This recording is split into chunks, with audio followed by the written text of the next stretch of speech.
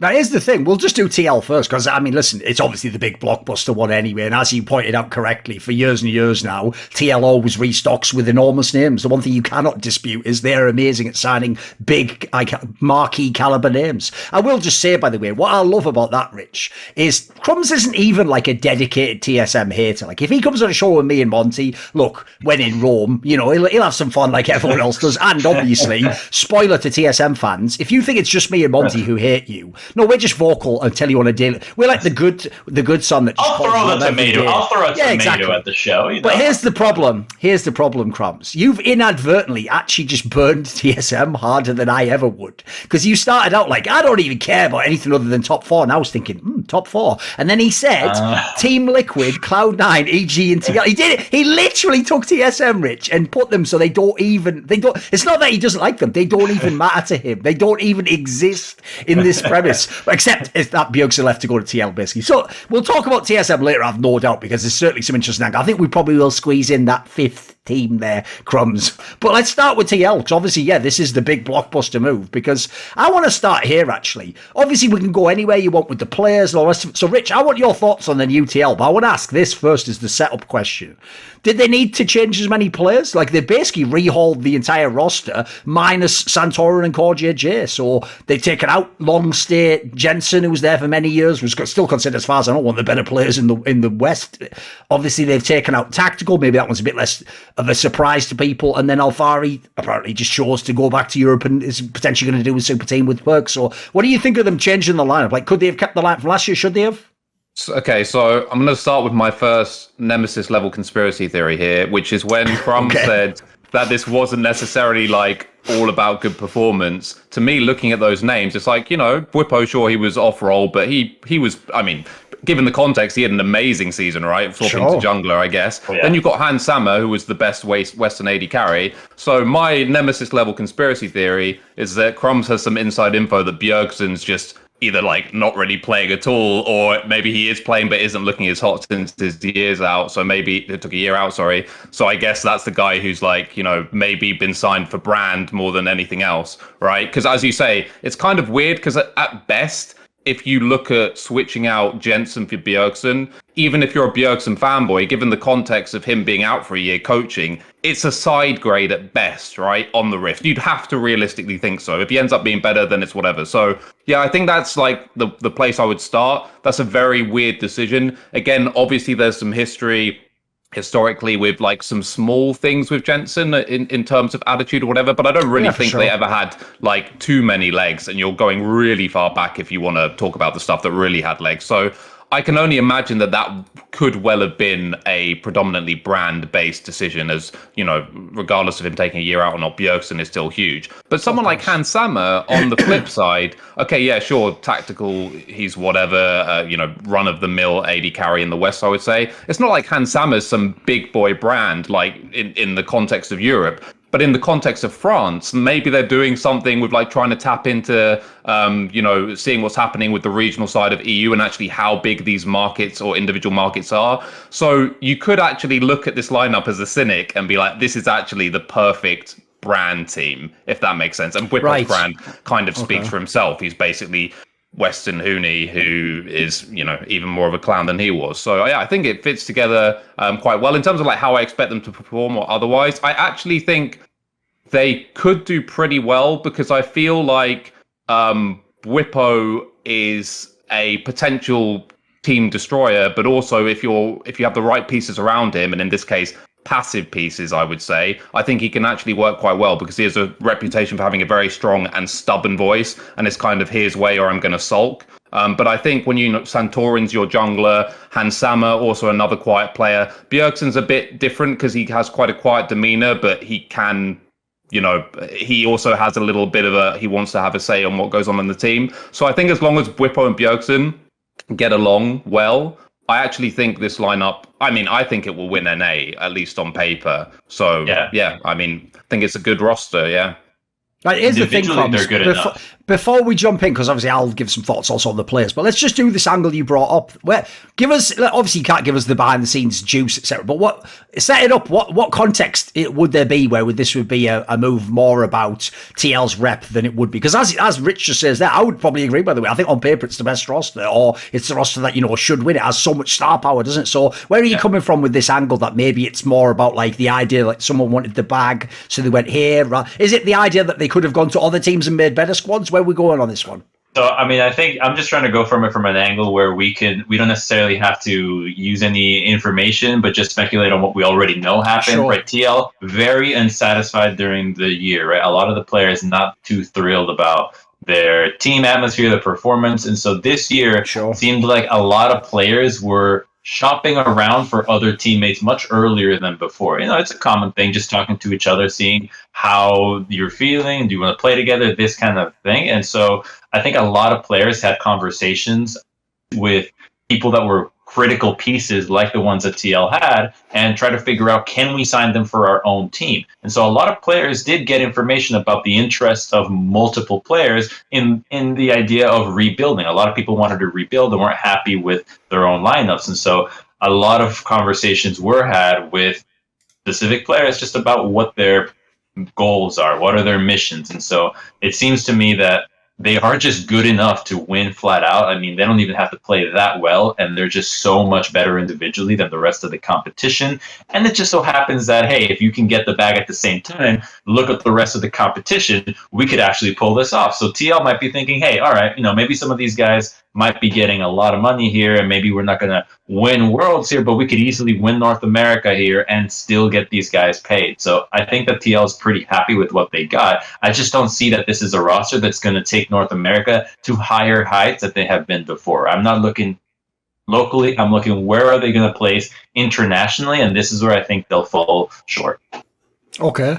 I'll give you a quick rundown then, because we'll go play by play. So on the Bwipo signing, this is where the problem is. You have to obviously separate the player that plays in the server from the person and the personality that's involved with all the drama, right? Which you always should do, but people won't do, sadly. So if they did like Bwipo, they're going to ride with him anyway. If they don't like him now, they're going to say he's shit because of all this drama, right? He is clearly and always was a good top laner at a minimum in the LEC level. And I would say, listen, maybe it was 1 out of every 3, but he'd also have a split every now and then where he was really good, actually, where he could have massive impact on the game. I would even say, obviously, we don't have this context in League of Legends, right? In CSGO, one of the stats that the main stats website, hltv.org, calculates is they have a formula, and the term is just impact, the idea that they're trying to figure out what the most impactful things you can do in the game are. Now, I don't know how they calculate the formula. For all I know, it could be like mad fudged and all over the place. But I'll just say this, like, if you had that concept, because the concept is there's certain players who stats-wise aren't that insane unless you look at that impact rating, and then the impact rating's like insane, and you're like, right, this must be in Counter-Strike, for example, like some player who runs in as an entry fragger, so maybe he kills a person and dies,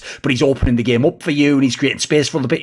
There's like sort of intangibles that aren't calculated on the raw scoreboard. If there was a concept like that, I think Bwipo actually would be one of the higher rated players, especially for a top laner. Like, he is definitely not the old prototype of like, I just play a tank and then come in and peel for you. Like, he's not doing any of that shit. Like, what I like about Bwipo, and the reason I actually think this is a good move, is because, one, I don't think they had the choice to even keep Alfari. Spoiler, he's one of the main people who didn't fuck with that whole Jat thing, along with Jensen, unsurprisingly. And then secondly, I actually think if you can't keep Alfari anyway, if you look at who's available, actually Bwipo's one of the best signings you could probably make out of this talent pool, ignoring the drama element, which I will say as well, fair play to TL, they don't actually seem to typically even bother looking at people's personal lives and drama. They just try to put together the best lineups. Like, one thing I always said about Steve Arnset is, you can think what you like about the coaching of the team and what results they've had, but he has done an amazing job over the LCS era of just every year stocking star level talents. Remember, even the first year ever of LCS, he got fucking Edward from Gambit. Like, this guy just goes out there and he literally just, it's almost like he has a shortlist.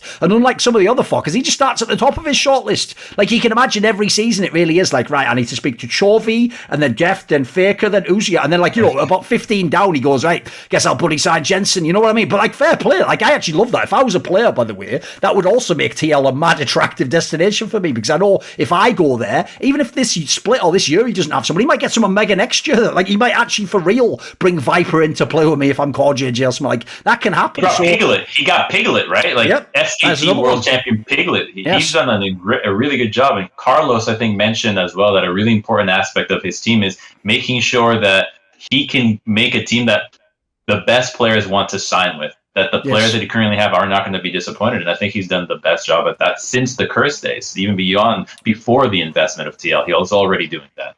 I think so there's go on. No, I think there's an obvious counter argument to this, though, which is, first of all, he is kind of playing Football Manager with cheats on. Like, he does have access to the most funds. And if I was being critical, I would say, sure, I mean, it's easy to go out and like contact the biggest names and just put the biggest financial offer they will get on paper, and then use the snowballing aspect of the fact that you always either have stars on your team from the previous year or ones that are still under contract, and then use those names to attract the other guys. Like, he is kind of playing the game like a kid playing Football Manager to some extent, if I was being cynical or critical of his style. And on top of that as well, I would also say, and there's a huge element of this that goes all the way through the NA LCS, that sometimes there doesn't seem to be that much logic to the pieces that are being put together. And if we were to boil it down and say, you know, this guy always signs the big names, blah, blah, blah, does it year after year. I mean, again, a Reddit pleb's going to say, okay, give me that job, give me the most budget, and I will always get the biggest names every year. And even though, of course, that guy's an idiot and he would be wrong, there's an element of truth to that. And I do think for sure. Yeah. To me, the reason why I think that Steve's done a really good, or why I know that that's not the whole story, is because I've seen what he's done in other games. So there's enough evidence that, you know, games that I didn't even expect him to have any knowledge in whatsoever, he's always put out competitive rosters and made smart moves, or for the most part, I should say. So I don't think he is doing that. But yeah, I do think that this is also a somewhat of a theme, you know, particularly with, and we spoke about it at the time with like TSM last year, for example. It did just seem like Reggie pretended to be Steve and then threw loads of money at big names, but all the big names he wanted were actually really rubbish and washed. Yes. And then it just didn't work. They didn't even make it to Worlds, right? So yeah, I think he's like playing Football Manager smartly is like the way I would put it. Like, I think both sides are true, but obviously I think he's generally, I don't want to belittle his achievements or whatever, but he does also have advantages which need to be pointed out. Like, it doesn't seem like his current investors or whatever are asking for like immediate ROI or whatever, so he can just do this and offer the big bucks every off season. It's that cynicism, though, that is the first point that we open up with, which is that now that you have this reputation, people have caught on to it and can just wait their time to know that they're going to come knocking at your door if they're on that short list, and you're going to make more money than 2 years on another roster. So it's going to be a double-edged sword, because now you're not sure if you're actually getting the players for the aims of being the best in the world, or if they're just trying to take your money. Sure.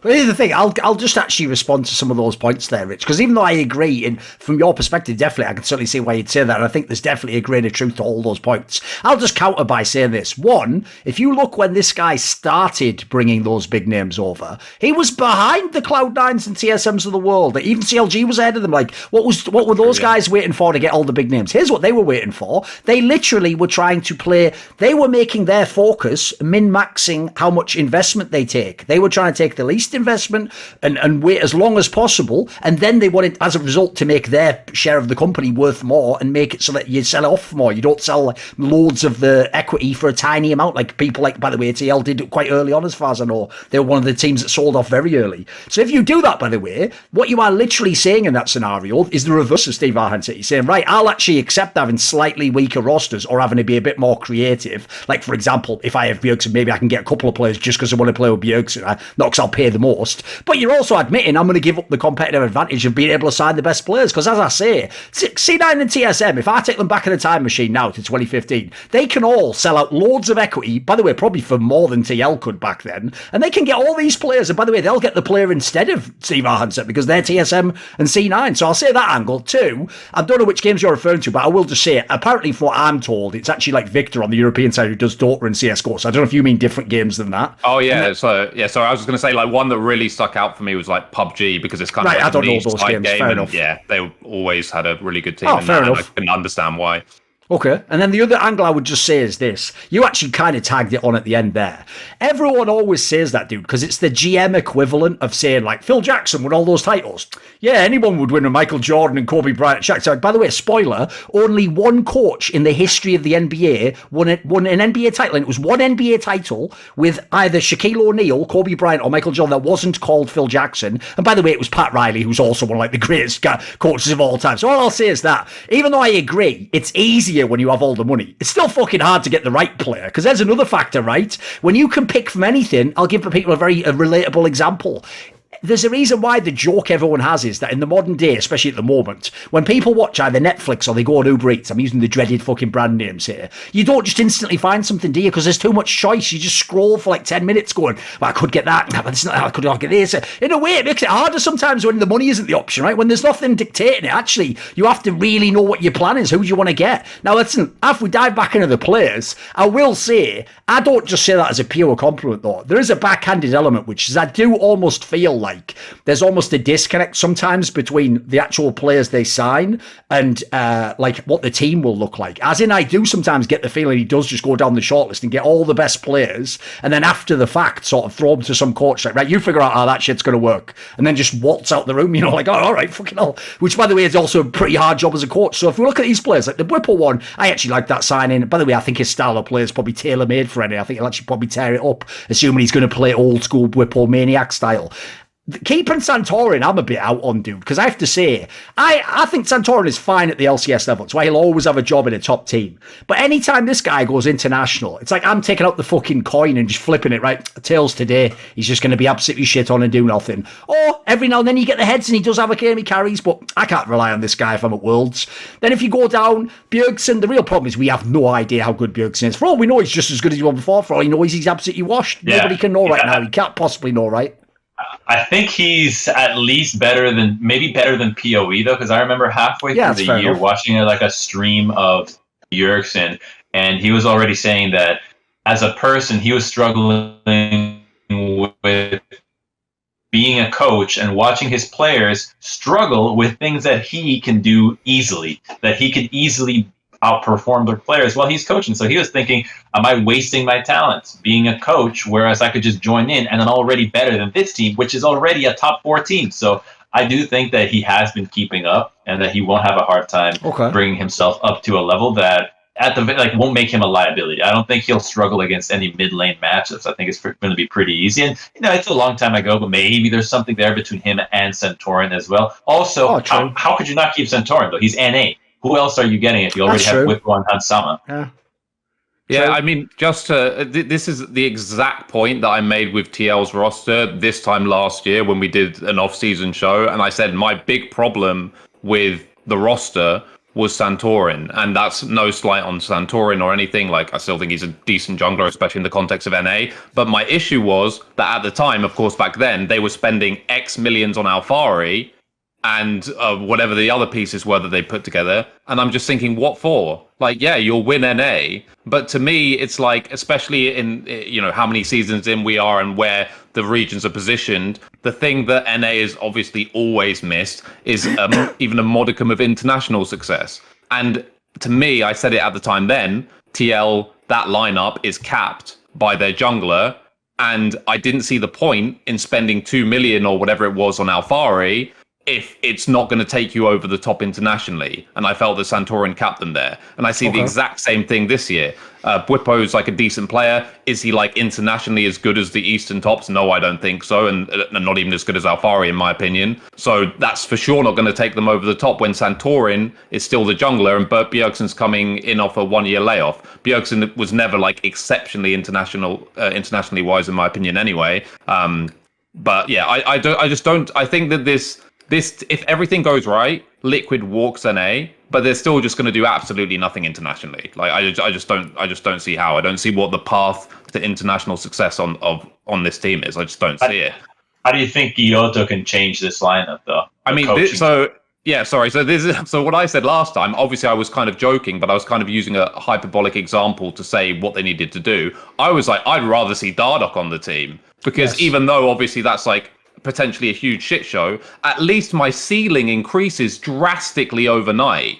Obviously, he's NA resident as well. This isn't me pitching Dardoch right now. But yeah, like Santorin just puts such a low ceiling. And especially with his playstyle and his susceptibility to being invaded, especially by better international junglers, I just think you lose so much pressure on the map, even if your solo lane is a smurfing, that to me it just massively caps the team. So if I'm Steve and it's like I want to spend the big money and bring in the big players, now the brand side and what you said at the start, Crumbz, makes even more sense, because if he's basically looked around and said, well, I don't want any more of Dardoch, like how can I go back to Dardoch? Who the fuck else do you get for jungle as an NA resident? And maybe I should make some decisions here which aren't just, keeping the team very competitive, at least domestically, but also really smart brand decisions, because this team won't do shit internationally. There's no way. Want to see more cool, funny, interesting clips based on topics from my content? Well, subscribe to this channel then, or, be a pleb and don't.